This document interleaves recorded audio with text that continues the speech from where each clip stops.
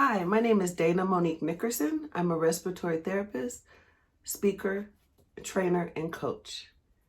I'm here to introduce myself to you today and let you know what I'm up to and ask you to follow me regarding health care, burnout, and workplace culture. It's my passion to empower millennials and Generation Z to live lives that empower them and that really set them on fire. And what I found in 30 years of training in the healthcare industry is that there are areas of our lives that we don't get to learn how to cope and how to deal with stress and how to deal with the trauma, especially in the healthcare industry. We sign up for a tough job and sometimes we just fizzle out. We go through a lot of emotional strain, and the job is emotional, and healthcare is not the only industry that's affected by burnout. But my experience with burnout is why I'm here. After doing the job for so long, I had become ill several times throughout my career, and I had breast cancer twice.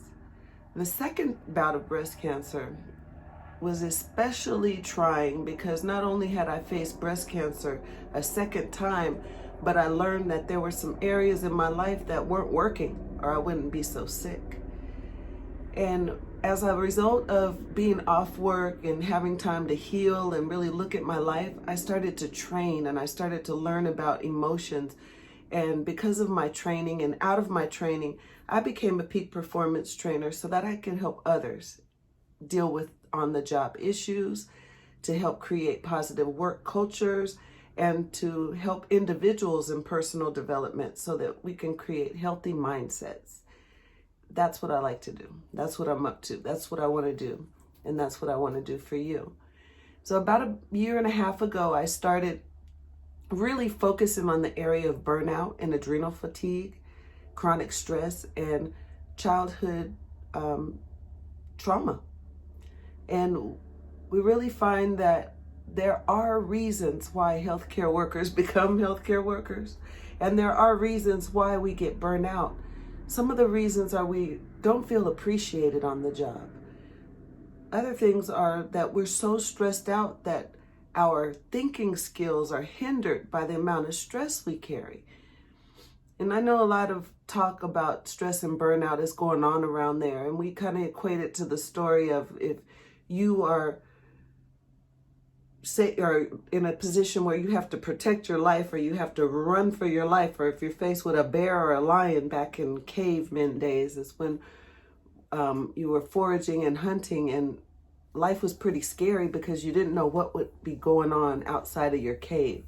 And so our adrenal reflexes and all those reflexes that help us to protect ourselves when we're in danger are very beneficial for those times.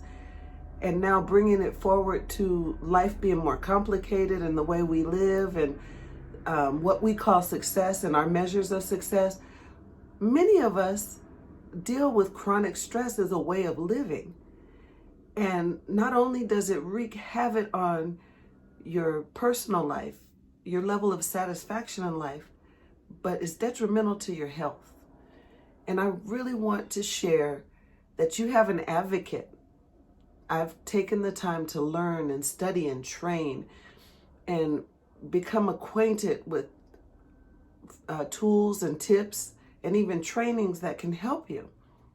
And so during this time, especially right now during COVID-19, I've come back into training for coaching. I returned back to my healthcare job, and I get to see so much that we could improve on. There's so many areas that I get when you don't know how to do any better. And what I'm seeing is a lot of apathy, and people just don't know what to do with themselves at home. So when they come to work, we're lackluster, we're afraid, COVID is real, and we're dealing with all of these things with old tools, if we ever adopted tools. And so I want to ask you to give yourself a break during this time. Show yourself some self-love. Tune into this channel where I'll be sharing with you what I know, and I'll be offering up trainings, and then I'll be offering some programs, and I'll be coming to your employers to ask them if I can be of service and make a difference in communication tools, in lifestyle tools, and even getting along with one another. All those things that can create a positive work culture and improve our quality of life during this very difficult time. So don't give up. Don't get too down on yourself. You're doing the best you can, and things always seem to work out for us. It's my hope and my desire that we get this happiness factor to where we get so happy and excited about the things in our lives that matter, that we learn how to transmute stress, get rid of our codependent ways, and really hone in on a healthy life and a way of being that exudes happiness and health and well-being.